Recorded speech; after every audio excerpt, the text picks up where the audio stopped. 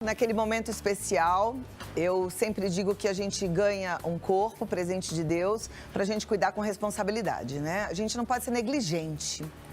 Muitas vezes a gente compra um equipamento bacana em casa e é negligente, nem lê o manual, joga fora. Mas com o nosso corpo a gente precisa entender como é que ele vai funcionar bem. Por isso é que eu amo tanto as pautas de saúde, porque é uma forma da gente entender o que está acontecendo com a gente, prestar atenção nos sintomas, ver como é que a gente faz a prevenção, sobre todas as coisas, melhor é prevenir, né? E assim a gente vai caminhando. A gente vai falar hoje sobre uma síndrome que atinge cerca de 2 milhões de pessoas por ano aqui no Brasil, que é a fibromialgia. E tem muita gente sentindo essas dores, sentindo os sintomas dessa doença e parece que ela não tem cura por enquanto. Mas quanto antes for descoberta, torna possível tratá-la e aí você pode viver muito melhor. E a gente vai entender mais sobre a fibromialgia com ele que é reumatologista, presidente da Sociedade Paulista de Reumatologia, Dr. Marcelo Ribeiro. Procuramos um excelente médico para nos ajudar. Seja bem-vindo, doutor. Um prazer recebê-lo, tê-lo aqui com a gente, viu? Seja muito bem-vindo. Senta aqui do meu lado para a gente tentar entender aí o que é essa doença. Fibromialgia. Engraçado que há alguns anos atrás ninguém falava sobre fibromialgia. É uma doença nova? Não, na verdade é uma doença bastante antiga, mas na década de 80 teve um boom maior do conhecimento sobre a fibromialgia. Mas é uma doença, a gente está no mês da mulher, é uma doença que acomete predominantemente as mulheres, né? Então as mulheres elas são muito mais envolvidas com dor e com lidar com a dor do que os homens. Então a gente tem uma preponderância em torno de 9 a 10 mulheres para cada homem. Então é uma doença do espectro do mundo feminino, então eu acho que é importante a gente discutir, principalmente com uma mulher, né, e com espectadores do mundo feminino, porque os homens, de uma maneira geral, eles não compreendem muito a dor das mulheres. E as mulheres são mais sensíveis a essa dor. Uhum.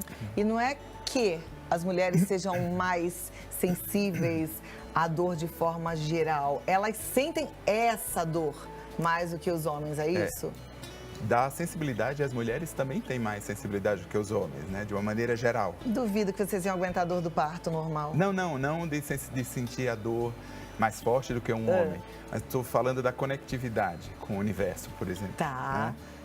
São muito mais sensíveis desse ponto, do filho, de se envolver de forma mais geral. De uma forma geral. Sim.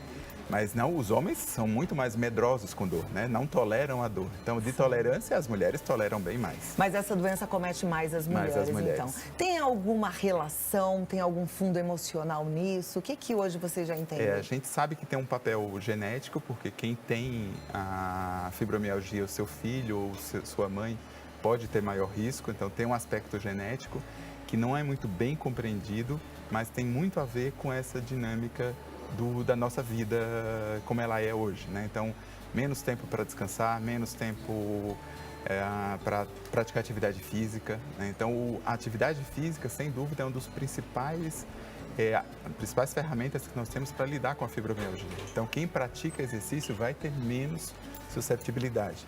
Então, esse é o nosso recado principal, né? A atividade física seria uma boa prevenção. É muito bom para a prevenção e para o tratamento também da fibromialgia. Deve ser difícil. Daqui a pouco eu quero entrar um pouquinho mais nessa história do tratamento, mas eu fico imaginando que a pessoa com dor, ela tem vontade de ficar encolhidinha na cama, né?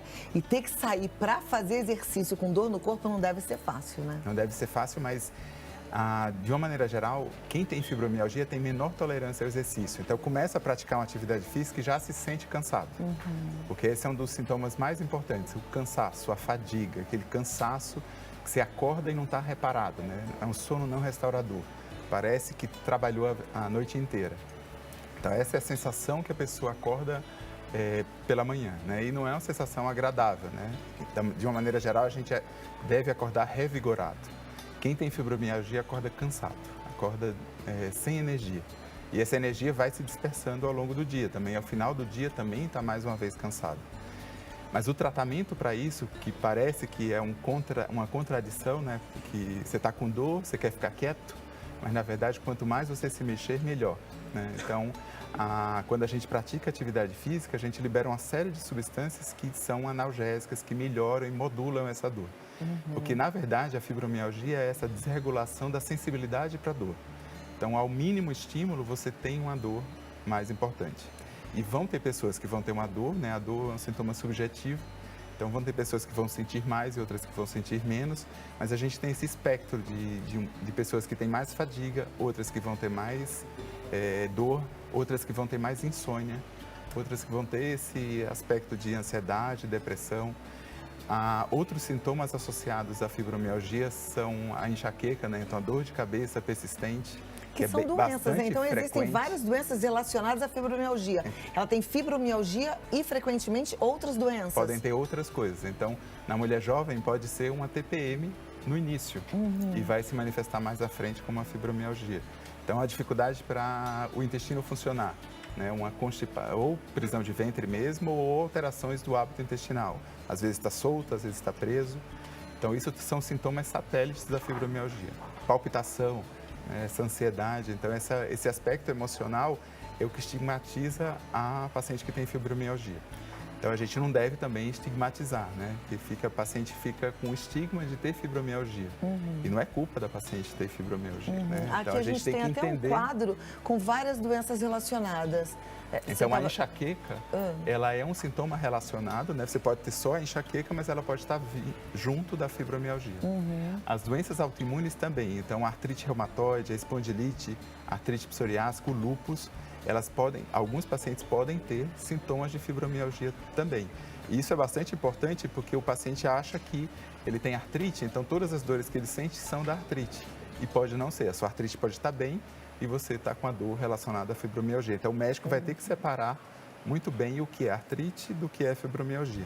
Porque o paciente que sente dor, ele acha que toda dor, né? Os pacientes, de uma forma geral, que têm dor, eles se entrelaçam,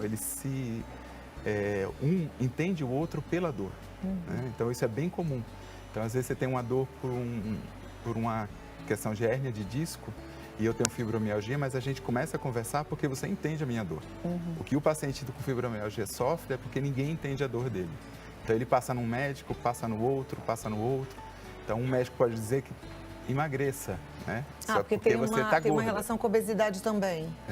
Mas não é com a obesidade de uma forma geral, mas talvez com esse contexto da ansiedade, da depressão, da falta de atividade física, né? Mas e muitas dor pelo vezes, corpo todo? Então as dores são difusas, não tem um ponto que você consiga delimitar a dor. Então são dores difusas pelo corpo. É bem corriqueiro o paciente contar que tem só o que não dói, doutor, é o cabelo. Então o resto do corpo dói, né? Não me pergunte onde dói. Então ele não consegue muito bem definir aonde está a origem da dor e para onde ela vai.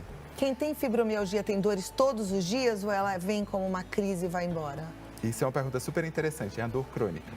Então ela tem uma dor diária. Todos os dias ela está com dor. Esses pacientes que têm crises, em geral a gente tem que pesquisar uma doença inflamatória, uma doença autoimune, uma hérnia de disco, alguma outra coisa que dá crise. Por exemplo, uma sobrecarga. Você pega uma mala, você faz uma faxina em casa e tem uma dor em crise. Essa dor não está relacionada muitas vezes com a fibromialgia. A fibromialgia tem esse estado fibromiálgico. É você se sentir cansado o tempo inteiro, se sentir com dificuldade para dormir, né? Então é muito sofrido a vida do paciente que tem fibromialgia por causa disso. E embora não seja uma doença que não tenha cura, eu sempre gosto de deixar uma luz no final do túnel, porque quando você coloca assim, não tem cura, a pessoa se desespera, né? E eu acho que o médico tem que acolher, tem que dizer, não, tem, né? E a primeira começa com você, a gente tem que compartilhar isso. Você tem que me ajudar também nesse aspecto, né? Você tem que fazer atividade física. Esse é o aspecto mais importante que a gente tem para tratamento da fibromialgia. Qualquer atividade física? Qualquer atividade física, né? Então, você possa caminhar perto da sua casa, mas outros exercícios que ajudam bastante são exercícios de alongamento. Então, tudo que alonga melhora a liberação da dor, porque esses pacientes têm contratura, eles têm alguns pontos muito contraídos. E essa liberação do músculo é super importante. Então, o alongamento, a musculação. Então, qualquer atividade física é benéfica. A gente tem até aqui pilates, yoga, hidroginástica, todas dança, elas caminhada. são ok. né? Tá tudo certo. Qualquer coisa que você faça para você se mexer, porque quando você libera o músculo, libera várias substâncias que são analgésicas, são naturais do nosso corpo. Deixa eu te perguntar uma coisa. Como a gente falou ainda há pouco que tem relação com algumas doenças, né? Então ela pode estar relacionada à depressão, obesidade. Tratando, por exemplo, a depressão, a fibromialgia some ou não? Sim. Então, quando a gente, na maioria das vezes, o tratamento com medicação são com antidepressivos, que eles são moduladores dessa dor. Então, a gente vai tentar melhorar esse limiar de dor, fazer com que o paciente sinta menos dor. Então, muitas vezes tem paciente que tem preconceito de usar o antidepressivo, de tratar o sono, e não deve ter, porque essa é uma estratégia quando o exercício, quando as mudanças do estilo de vida não são suficientes. Aí, muitas vezes a gente tem que tratar o sintoma da ansiedade, da depressão. Tem muito a ver também com os aspectos psicossociais dentro de casa. Então, muitas vezes você tem que escutar um filho que está com problema, com drogas, ou é o marido que tem problema de álcool. Então, todo esse contexto a gente tem que abordar, porque senão a gente não consegue tratar o paciente que tem fibromialgia. Tá vendo? É um todo, não dá pra gente pegar parte do nosso corpo. A gente não pra pode tratar, dissociar. né? Então tem que ser tudo. Por isso é que eu defendo tanto os grupos de apoio. No caso de Amor Exigente, que eu falo aqui toda semana, problemas a gente tem, mas a gente não pode ficar sozinho. Então vá para um grupo de apoio para você já ir melhorando um pouco a sua cabeça e buscar qualidade de vida. Porque se a gente não tá bem, a gente não consegue ajudar ninguém, né? Então a gente precisa realmente se cuidar. Apesar de ser o tratamento com antidepressivos, quem cuida da fibromialgia? O reumatologista é um dos especialistas em fibromialgia, mas a gente tem uma população muito grande de pacientes que são acometidos pela doença, né? Então, outros médicos também são capacitados em tratar a fibromialgia. Então, o ortopedista pode tratar, o neurologista, o clínico pode tratar, o ginecologista, que é o clínico da mulher, também pode tratar, mas aqueles casos mais difíceis acabam, muitas vezes, vindo com o reumatologista, aqueles casos mais refratários. Mas, de uma forma geral, converse com o seu médico que ele está habilitado, de uma maneira geral, a entender melhor a dor da fibromialgia. Perfeito. Se não entender, aí a gente pode trocar de médico. Porque é muito comum esse vídeo aí que está aparecendo, né? Que o paciente procura o médico número 1, o médico número 2, o médico número 3, o médico número 4, né, que acabou de passar. Porque ele muitas vezes não faz a conexão, Cláudia, entre a dor de cabeça e esse cansaço, entre essa alteração do intestino e esse cansaço. O reumatologista tem que fazer essa conexão, né? A gente tem que juntar o quebra-cabeça para fazer o melhor diagnóstico. Porque a gente não tem um exame que diga assim, você tem fibromialgia, né? A gente não tem um exame como a gente faz com colesterol, né? Você está alterado. Então a gente tem que entender toda essa dinâmica Isso é uma arte do médico mesmo.